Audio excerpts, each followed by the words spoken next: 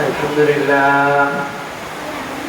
لله نحمده ونستعينه ونستغفره ونؤمن به ونتوكل عليه ونعوذ بالله من شرور أنفسنا ومن سيئات أعمالنا من يهد الله فلا مضل له ومن يضلل فلا هادي له ونشهد أن لا إله إلا الله وحده لا شريك له ونشهد أن سيدنا وسندنا وحبيبنا وحبيب ربنا وطبيبنا وطبيب قلوبنا ومولانا محمدا عبده ورسوله الذي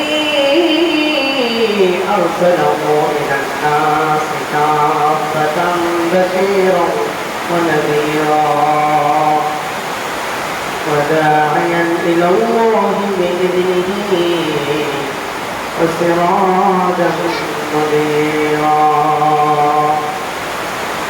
أما بعد فأعوذ بالله من الشيطان الرجيم بسم الله الرحمن الرحيم ألا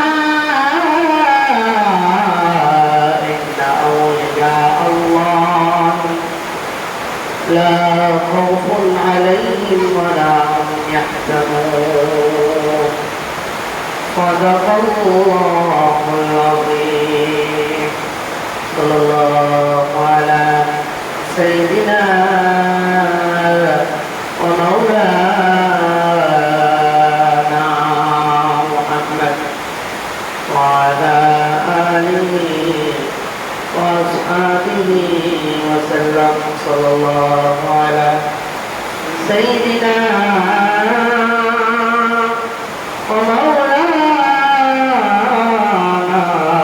محمد وعلى آله وأصحابه وسلم سلموا يا قوم بل صلوا على صدر الأمين مصطفى ما جاء إلا رحمة للعالمين بلغ العلا بكماله كشف الدجى بجماله السنة جميع خصاله صلوا عليه وآله کر دیا جنگ احد نے مصطفیٰ زندہ شہید کر دیا جنگ احد میں مصطفیٰ زندہ شہید یہ شریعت یہ طریقت ہم کو ملنے کے لیے یہ شریعت یہ طریقت ہم کو ملنے کے لیے بلغ العلا بکمالہ کشف الدجى بجمالہ حسنت جميع خصاله صلوا عليه وآله الحمد لله মহান রব্বুল আলামিনের নিকট আমরা শুকরিয়া জ্ঞাপন করি যে মহান রব্বুল আলামিন আমাদেরকে বর্তমান সময়ে একটি মহতি জলসার মধ্যে আসার এবং কোরআনের নিসবতে বসার এবং কোরআনের কথাবার্তা শ্রবণ করার তৌফিক দান করেছেন সেই মহান রব্বুল আলামিনের নিকট আমাদের অন্তরস্থল থেকে মনের গভীর থেকে আমরা কালিমাত শুকর পাঠ করি, শুকরি বলি আলহামদুলিল্লাহ। আল্লাহ তাআলা দুনিয়ার মধ্যে আমাদেরকে পাঠাইছেন আখিরাতের বাজার করার জন্য। যারা দুনিয়ার মধ্যে আয়েশা আখিরাতের সম্পূর্ণ বাজার করতে পারবে তারাই কেবল জান্নাতের মধ্যে যেতে পারবে, ঠিক না? আল্লাহ রাসূল সাল্লাল্লাহু আলাইহি ওয়াসাল্লাম বলেন, রাসূল কারীম সাল্লাল্লাহু আলাইহি ওয়াসাল্লাম বলেন, আদ-দুনিয়া মাযরাআতুল আখিরাহ, দুনিয়া হলো আখিরাতের চাষগাহ। দুনিয়া হলো আখিরাতের চাষগাহ। রাসূল কারীম সাল্লাল্লাহু আলাইহি ওয়াসাল্লাম বলেছেন, চাষিরা ক্ষেতের মধ্যে গিয়া যদি বসে থাকে, বসার কারণে যেমন ভাবে চাষিদের ঢোলের মধ্যে ধান আসবে না, বাড়িতে ধান আসবে না, বরং ক্ষেতের মধ্যে গিয়া ক্ষেত লাগাইতে হবে, রুইটার দিতে হবে, ঘাস কাটতে হবে, সার দিতে হবে। অর্থাৎ একটা ক্ষেত লাগানোর পরে যা যা করার দরকার সবগুলি যদি করে তাহলেই কেবল ওই চাষির বাড়িতে ধান কাটার মৌসুমে ধান আসবে, ঠিক না? আমাদেরকে পাঠাইছেন আখিরাতের বাজার করার জন্য, আখিরাতের চাষ করার জন্য। যদি আমরা আখিরাতের চাষ না কইরা, অর্থাৎ আমল না কইরা, নামাজ না পড়া, রোজা না রাখা আমরা অনন্তর সময় কাটাই দিই, তাহলে আখিরাতের মধ্যে আমরা জান্নাতের মধ্যে স্থান পাবো না, ঠিক না?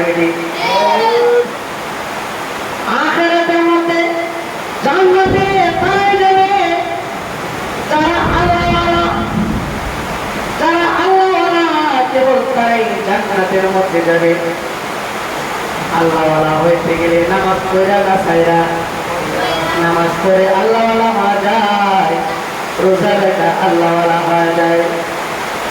হযরতে শিবলি রাহমাতুল্লাহ আলাইহি কোরআন সময়ে অনেক বড় আল্লাহর ওলি ছিলেন। হযরতে শিবলি রাহমাতুল্লাহ আলাইহি কিতাবের মধ্যে লিখেন, আমি আমার কিছু সাথে নিয়ে বাগদাদ থেকে সিরিয়ার দিকে রওনা দিলাম। সিরিয়া যাওয়ার মধ্যে বড় এক মরুভূমি পড়ছে, মরুভূমি পড়ছে। আমি মরুভূমির মধ্যে যখন আমার সাথীদেরকে নিয়ে যাইলাম, আমাদের সাথীদের উপর ডাকাতের দল হামলা করেছে। ডাকাতের দল হামলা কইরা আমাদের কাছে যত আসবাবপত্র ছিল, জিনিসপত্র ছিল, সব পুলিশ নিয়ে গেছে।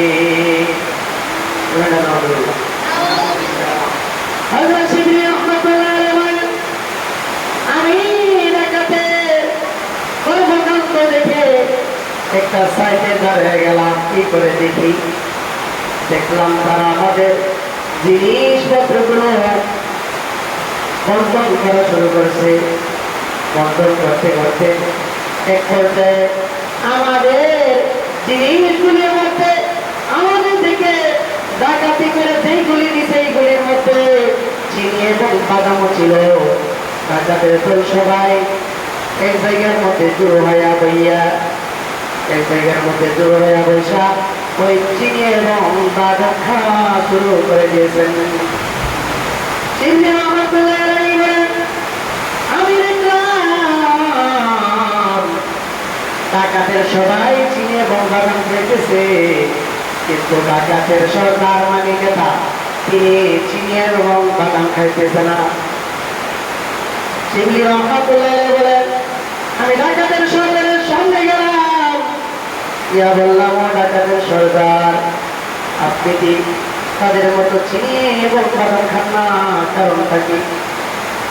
ডাকাতের সর্দার শিবলি রহমাতুল্লাহ আলাইহি ডাকিয়া বলেন, অপতি,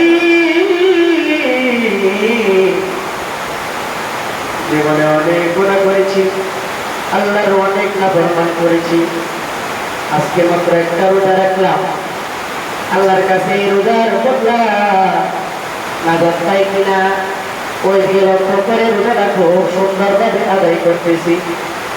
শিবলি রহমাতুল্লাহ আলাইহি বলেন, বাহ, ও ডাকাতের সর্দার, আপনি ডাকাতের সর্দারি করেন আবার রোজা রাখেন, এটা আবার কেমন কথা? মহা অপতি, একটা মাত্র রোজা রাখতেছি, এই রোজার বরকতে আল্লাহ তাআলা আমাকে মাফ করে দেয়, ওই আশায় আমি আছি। দেখেন, শিবলি রহমাতুল্লাহ আলাইহি কিন্তু অনেক বড় আল্লাহর ওলি ছিলেন, ঠিক না বাবা? আল্লাহর ওলি যদি না হইতেন, বুকের মধ্যে যদি ইমানের পাওয়ার না থাকতো, ডাকাতের সর্দার সামনে গিয়া মোকার করতে পারলো না। জিন্দাবিদি আল্লাহ তাআলা এর মধ্যে বলছেন, আলা ইন্না আউলিয়া আল্লাহি লা খাউফুন আলাইহিম ওয়া লা হুম ইয়াহজানুন। আল্লাহ ওয়ালাদের কোনো ভয় নাই, আল্লাহ ওয়ালাদের কোনো ভয় নাই। আল্লাহ ওয়ালা যারা, আল্লাহ ওয়ালা যারা, তাদের কোনো ডর নাই, তাদের কোনো ভয় নাই। ঠিক না? শিবলি রহমাতুল্লাহি আলাইহি ওই ডাকাতের সর্দারের সঙ্গে ঘনিষ্ঠ করতে চলছে। ও ডাকাতের সর্দার, তুমি রোজা আবার ডাকাতের সর্দারি করো, এটা আমার কেমন কথা?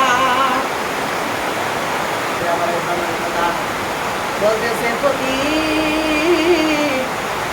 আমি মাত্র একটা রোজা রাখতেছি, এই রোজার কারণে আল্লাহ আমাকে মাফ করে দেয়, ওই দিকে খেয়াল করতেছি, আর অনেক হেফাজতের সাথে